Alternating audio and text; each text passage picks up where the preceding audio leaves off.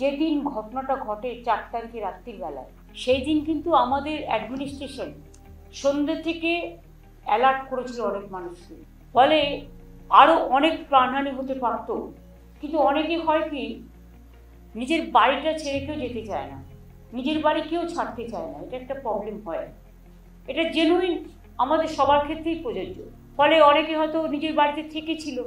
এবং নাগরাকাটা এটা একটা দৃষ্টান্ত।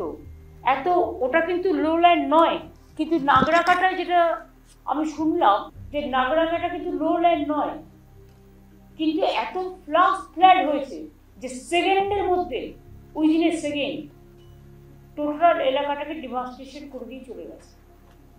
রাস্তা, বাড়ি, ব্রিজ সব। এবং নাগরাকাটাতেই তো 9টা ডেড বডি উদ্ধার হয়েছে। 4 তারিখে রাত্রে ঘটনা ঘটার পর ভোর 5টায় আমি চিফ সেক্রেটারি এবং ডিজি আমাদের মধ্যে মিটিং হয়, এবং গৌতম বলছে আমাকে আজকে রিপোর্ট করছে যে ও সকাল 9টার সময় গিয়ে দেখছে fire brigade, civil defence, disaster, police, health, local অফিসাররা সবাই কিন্তু স্পটে ছিল। পুরো এসেন্সিয়াল যে department, emergency department, along with the district administration, টোটালটাই ছিল।